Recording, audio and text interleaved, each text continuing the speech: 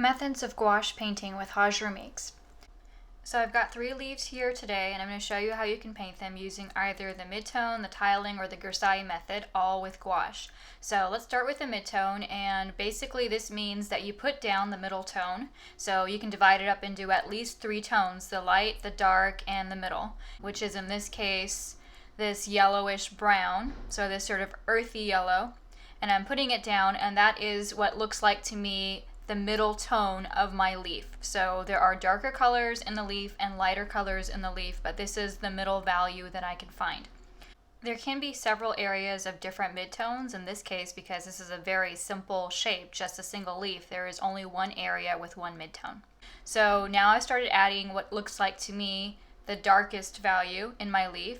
Because once you have your midtone over the entire area, you can then go back in and add your darks and then your lights. So here I am now adding the dark. In this case, it's this earthyish red-orange. You can see I'm adding my dark color or value in a fairly thin layer, and I did the same thing with my midtone. So there's no need to start spackling on the paint, because with gouache it's the same thing as it is with watercolor or oil or lots of other different mediums, is you don't want to start really thick. You actually want to start semi-thin and get a little bit thicker so you have an easier time blending. And if you have thicker paint dry brushed onto the top, that should be on the top layer. And now that I've added my darkest dark over my midtone, I'm going to add my lightest light, which in this case is this gouache mixed into the yellow midtone color to make it a very light yellow. It looks almost white on screen. And I'm just adding it wherever I see highlights in my reference photo, which is just a leaf I found on Wikipedia. It's a photograph of a leaf. I can be selective about what looks artistically pleasing to me, and I can leave some of them out if I want, because of course that's what art is for.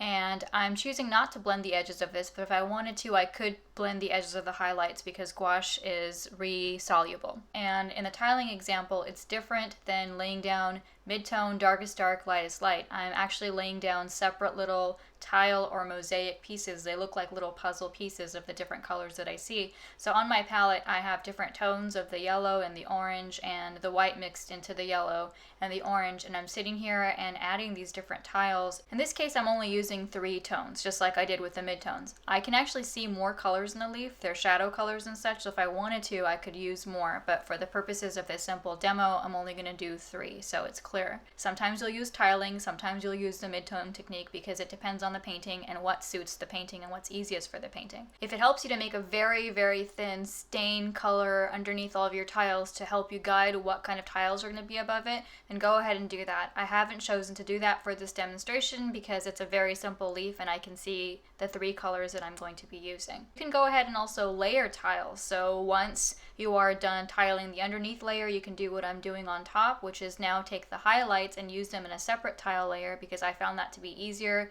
than including them in the bottom tile layer. And you can do a few layers of tiles with gouache and it will be okay with it. The only thing you have to watch out for is not getting muddy colors if you are layering a light on top of a dark tile. If you are adding a very light color over a dark color, then try removing some of the dark before you add the light color on top. You can also blend edges like I have for some of these edges, and you can leave some of them sharp. It's totally up to you. And for any of these methods using gouache, you can blend when the edges are wet or when they're dry. That's the great thing about gouache, is you can do that, and you can't do that for oil or acrylic, and watercolor is semi-resoluble, but it does stain more, so if you want to get a seamless blend, you'll have to use gouache if you've already let the paint dry. I'm going to now move on to my favorite of these 3 methods, and that's the Grisaille method, and basically it involves using a value underpainting or a tonal map underneath your painting before you proceed with the colors. You can do this value underpainting in black. You can also do it in green or sepia or a shadow mix of your colors. In this case, I have an analogous color scheme and I have not used any complementary colors. So I'm just going to go with using black and thin down black to make my darkest darks and my midtones and leave my lightest areas white with the white of the paper.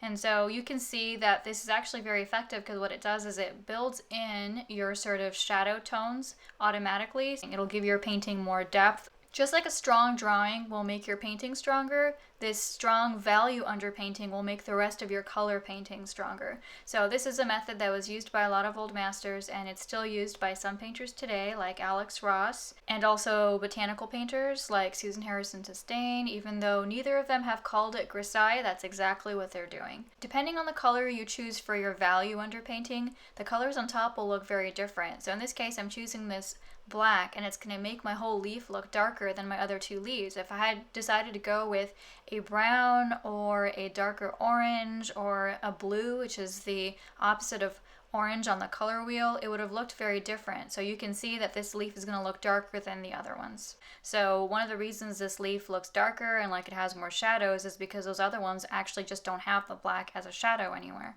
If I did use shadow colors for the midtone or the tiling, then I could have achieved similar effects as I am with the Grisaille painting of the leaf. It just would have been a little bit harder.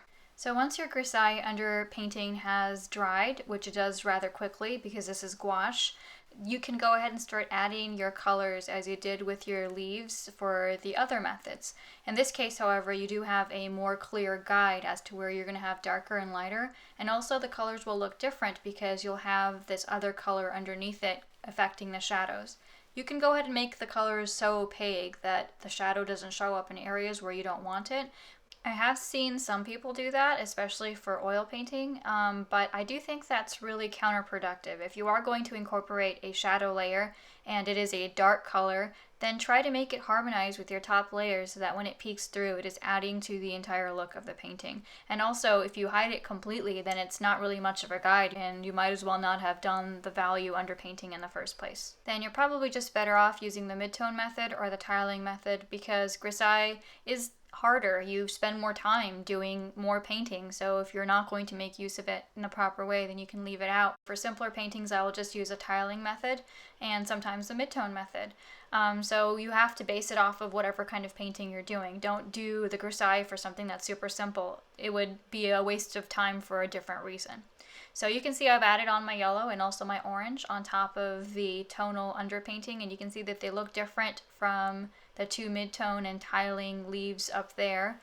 I've also used Grisaille with watercolor, and the difference between using it with watercolor and gouache is that, of course, if I did it with watercolor and I had the Grisaille or some other dark area, I couldn't really fix it. I could only do a limited amount of lifting of the paint. With the gouache, it's different. If I don't like some of the darker areas that are happening because of the Grisaille or of anything else, I can just top it off with a lighter color, and because gouache is opaque, I can fix any part of the painting.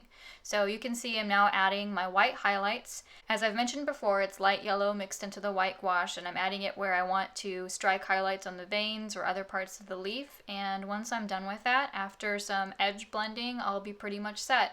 And as usual, whenever you are doing any blending, make sure you use a damp brush, almost dry. Don't use a soaking brush. It's not going to work for blending edges in gouache or in watercolor, for that matter.